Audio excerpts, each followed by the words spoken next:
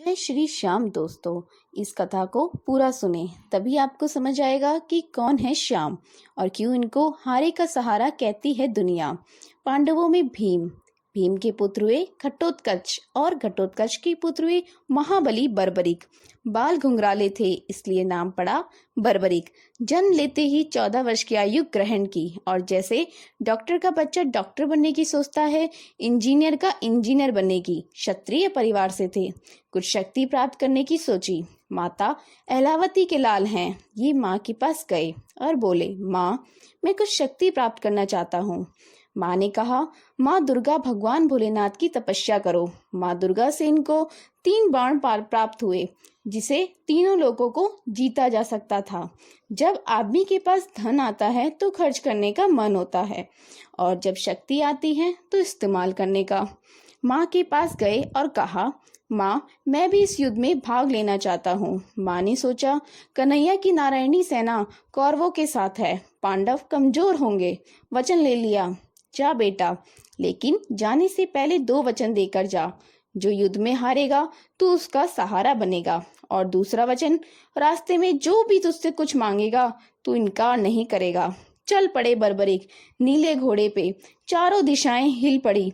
एक 14 साल का बच्चा नीले घोड़े पे सवार होकर युद्ध की ओर चल पड़ा। बर्बरिक को देखते ही दुर्योधन हिल गया, भीष्म पितामह हिल गए, अर्जुन हिल गया, और जब अर्जुन हिल गया तो माधव से कहने लगा, हे केशव आप देख कर आए ये कौन आ गया। और मोर मुकुट बंसी वाला ब्राह्मण का रूप रखकर बोले, बर्बरिक कहाँ जाते हो। बर्बरिक बोले, मैं युद्ध में भाग लेने जा रहा हूँ। ब्राह्मण देवता बोले, तेरे पास ऐसी कौन सी शक्ति है जो युद्ध में लड़ने जा रहा है। बर्बरिक बोले, मैं एक ही बाण से इस महाभारत के युद्ध को खत्म कर सकता हूँ। ब्राह्मण देवता बोले, साबित करके दिखाओ। बातें तो सब करते हैं। सामने पीपल का पेड़ था, उन्होंने एक ही बाण से पूरे पेड़ के पत्ते फेंक दिए। एक पत्ता ब्राह्मण ने अपने पैर के नीचे दबा दिया। बर्बरिक बोले, ब्राह्मण देवता पांव हटा दीजिए, एक पत्ता आपके पांव के नीचे है। ब्राह्मण देवता मान गए, अगर ये युद्ध में चला गया तो सबको ढूंढ ढूंढ कर मारेगा। बोले, बर्बरिक किसका साथ दोगे। बर्बरिक बोले, प्रभु मैं अपनी माँ को वचन देकर आया हूँ।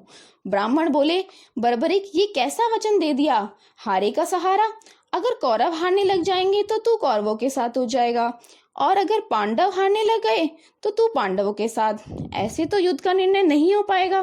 बर्बरिक बोले, हे प्रभु मेरा मार्गदर्शन कीजिए। ब्राह्मण देवता बोले, हे बर्बरिक, हे महानायक, कलयुग में इस धरती के कल्याण के लिए एक शीश का दान चाहिए, और वो शीश का दान 3 महाबलियों में से एक का हो सकता है, या तो भगवान श्री कृष्ण का, या अर्जुन का, या बर्बरिक तुम्हारा। कन्हैया की बलि नहीं ले सकता, उसने युद्ध रचना है। अर्जुन की बलि नहीं ले सकता, उसने युद्ध खेलना है। तो बचे तुम, अपने शीश का दान दो और इस धरती का कल्याण करो।